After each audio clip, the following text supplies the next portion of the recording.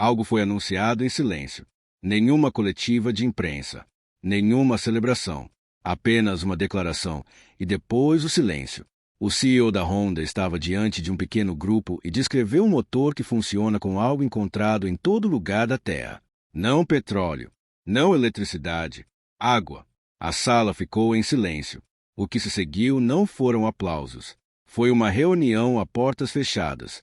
Antes que isso seja enterrado, aqui está exatamente o que foi dito e porque certas indústrias não querem que você saiba. Não chegou com estardalhaço. Não houve coletiva de imprensa com holofotes e uma revelação encenada. Nenhuma contagem regressiva. Nenhuma multidão. Nenhum executivo em um palco com um veículo atrás de uma cortina. Chegou como um documento. Um comunicado corporativo formal, do tipo que é distribuído a analistas financeiros e observadores do setor em uma terça-feira tranquila. Repleto de números. Cheio de linguagem prospectiva, cuidadosamente projetada para dizer o máximo possível enquanto se compromete com o mínimo possível. O tipo de documento que a maioria das pessoas nunca lê além da segunda página. Mas na página 7, algo diferente apareceu. O CEO da Honda, em uma linguagem medida e precisa, descreveu um sistema de propulsão diferente de tudo que a empresa havia discutido publicamente antes. Ele não o chamou de experimental. Não o apresentou como uma visão distante ou uma ambição de pesquisa. Ele o descreveu como algo em que se vinha trabalhando. Algo que havia atingido um estágio que valia a pena mencionar em um documento oficial. O sistema, conforme descrito, usava água, não como elemento de resfriamento, não como subproduto, como uma parte direta do processo de geração de energia. As palavras eram cuidadosas, mas o significado não era difícil de entender. A Honda, uma empresa fundada em 1948, uma empresa que passou mais de 7 décadas construindo alguns dos motores mais confiáveis do mundo, estava dizendo que havia desenvolvido algo que funcionava, em parte significativa, com água. Isso não é uma afirmação pequena. No mundo automotivo, afirmações dessa natureza têm um histórico complicado. Elas tendem a surgir, atrair atenção breve e depois desaparecer. São arquivadas como promissoras, mas não comprovadas, ou interessantes, mas impraticáveis. Elas desaparecem, geralmente em semanas. O que tornou isso diferente foi a fonte. Não era um inventor independente falando em uma pequena conferência. Não era uma startup em busca de financiamento inicial. Este era o diretor executivo de um dos maiores fabricantes de automóveis do planeta, colocando uma declaração em um documento corporativo formal que seria revisado por reguladores, acionistas e equipes jurídicas antes de chegar ao público. Esse tipo de declaração não aparece por acaso. Nos dias que se seguiram, um pequeno número de veículos de tecnologia pegou a história. Os artigos foram breves. Eles citaram a seção relevante do documento. Eles notaram que a afirmação era incomum. Alguns usaram a frase se for verdade. A maioria seguiu em frente dentro de um ciclo de notícias. A repercussão nunca veio. Nenhum jornalista submeteu uma consulta detalhada à equipe de imprensa da Honda solicitando esclarecimentos. Nenhum analista automotivo publicou uma análise técnica examinando se o sistema descrito era cientificamente coerente. Nenhum segmento de televisão explorou o que poderia significar se uma empresa do porte da Honda tivesse genuinamente construído o que seu CEO parecia estar descrevendo. A história existiu por um momento, e então desapareceu. O que restou foi o documento em si, ainda acessível, ainda oficial, ainda carregando o nome e o título do homem que o autorizou. As palavras não foram retiradas. Nenhuma correção foi emitida. A Honda não havia recuado na declaração, nem esclarecido que havia sido mal interpretada. Simplesmente parou de ser discutida. A época do anúncio adicionou outra camada de estranheza. Não ocorreu durante uma teleconferência de resultados, onde uma declaração usada de tecnologia poderia aumentar a confiança dos investidores. Não ocorreu durante um salão do automóvel, onde uma revelação dramática geraria cobertura e público. Ocorreu durante um período de arquivamento de rotina, embutido em uma linguagem que a maioria dos leitores nunca alcançaria. Como se a informação precisasse ser divulgada, mas não precisasse ser ouvida. Fontes familiarizadas com como a Honda gerencia suas comunicações notaram que o posicionamento era incomum.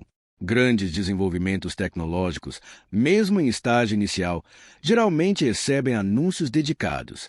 Eles são posicionados para gerar cobertura. Eles são apoiados com recursos visuais, com demonstrações, com documentação técnica preparada com antecedência. Nada disso acompanhou esta declaração. O que a acompanhou foi o silêncio. E em uma indústria onde cada anúncio é calculado, onde cada palavra em um documento público é revisada pelo consultor jurídico e pelas equipes de comunicação antes do lançamento, o silêncio raramente é resultado de descuido. A declaração era real. O silêncio que se seguiu era ainda mais real. E silêncio, nesta indústria, nunca é acidental. Há outro detalhe que vale a pena notar.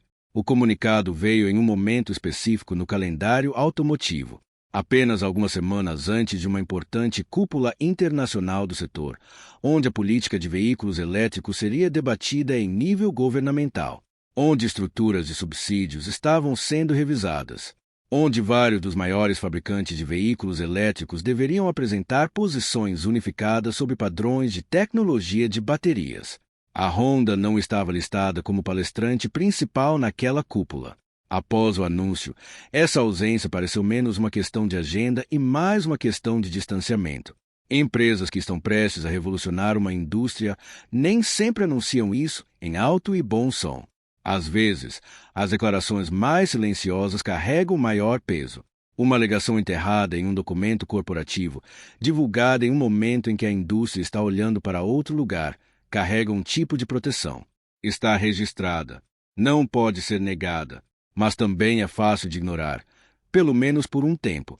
Insiders afirmam que, dentro da própria estrutura de comunicações da Honda, houve promoção interna limitada da declaração. Nenhum memorando interno celebrando um avanço. Nenhum anúncio de equipe. O tipo de silêncio interno que espelha o externo. Esse padrão, uma divulgação pública sem celebração interna, sugere algo deliberado. Ou a empresa não estava pronta para defender publicamente a alegação, ou ainda não estava livre para fazê-lo. Ambas as possibilidades levantam a mesma questão. Se a Honda construiu algo real, algo que pudesse mudar a direção de toda a indústria automotiva, por que o anúncio seria projetado para desaparecer? Essa resposta começa com a compreensão do que, exatamente, foi construído. Para entender por que o anúncio foi estruturado daquela maneira, ajuda a olhar para o que a Honda fez antes. Esta não é a primeira vez que a empresa coloca informações importantes em cantos silenciosos de documentos oficiais. Em 2004, a Honda registrou uma série de patentes relacionadas à combustão de hidrogênio que passaram despercebidas por quase 3 anos. Quando os analistas começaram a examiná-las de perto, a janela competitiva havia mudado. Outras empresas haviam seguido direções diferentes. As patentes ficaram paradas, não utilizadas, ou assim parecia. Anos depois, elementos dessa mesma tecnologia apareceram no Honda FCX Clarity, o veículo com célula de combustível de hidrogênio que a empresa lançou em mercados limitados em 2008. A base foi lançada silenciosamente, anos antes, sem atenção pública. O padrão é consistente. A Honda constrói em silêncio. Ela divulga cuidadosamente e age em seu próprio cronograma, não no da indústria. O que é diferente desta vez é a escala da afirmação. A célula de combustível de hidrogênio já era uma categoria conhecida quando o FCX Clarity chegou. Os pesquisadores entendiam a ciência. Os governos haviam começado a discutir infraestrutura. O conceito não era novo. A Honda simplesmente o executou em um nível de produção. A propulsão à base de água, conforme descrita no documento atual, é algo totalmente diferente. Não se encaixa perfeitamente nas categorias existentes. Não se alinha com o modelo de infraestrutura de hidrogênio que os governos passaram anos financiando. Existe fora do mapa atual. E coisas que existem fora do mapa atual deixam pessoas poderosas desconfortáveis. A questão não é se a Honda construiu algo. A questão é se o mundo terá permissão para ver. Há um conceito em estratégia corporativa chamado divulgação controlada. Não é ensinado em escolas de negócios com esse nome, mas é praticado amplamente. A ideia é simples. Quando uma empresa possui informações que podem desestabilizar mercados, prejudicar parceiros ou desencadear escrutínio regulatório, ela não suprime essas informações completamente. A supressão cria risco legal, cria a aparência de ocultação. Em vez disso, ela divulga, cuidadosamente, minimamente, em um formato que satisfaça a exigência legal de informar sem gerar o impulso público que um anúncio completo criaria. O documento que a Honda usou se encaixa perfeitamente nessa descrição. Era longo, era denso, foi divulgado durante um período de alto volume de informações, quando dezenas de outros anúncios do setor competiam por atenção. A seção que continha a referência ao motor de água não foi destacada no resumo executivo. Não foi separada como uma declaração distinta. Foi incorporada. Um advogado lendo esse documento observaria que a divulgação foi feita. Um jornalista examinando as manchetes daquela semana provavelmente nunca chegaria à página 7. Essa lacuna entre a divulgação legal e a conscientização pública é onde certas tecnologias viveram silenciosamente por décadas, presentes no papel, ausentes na conversa. De acordo com fontes com conhecimento de como os principais anúncios automotivos são normalmente gerenciados, um desenvolvimento dessa importância seria normalmente acompanhado por um briefing dedicado à imprensa, materiais visuais preparados, uma demonstração encenada para a imprensa selecionada. Nada disso aconteceu. O que aconteceu foi um único parágrafo, na página 7, em um documento que a maioria das pessoas nunca abriu. E em algum lugar dentro dessa decisão estava uma escolha deliberada. O peso total dessa escolha só é visível quando a tecnologia em si é examinada de perto. Não uma nota de rodapé, não uma referência passageira. 14 frases, escritas no tipo de linguagem que os engenheiros usam quando estão tentando ser precisos sem serem provocativos. Palavras como estrutura exploratória e caminho alternativo de combustão e integração de energia derivada da água.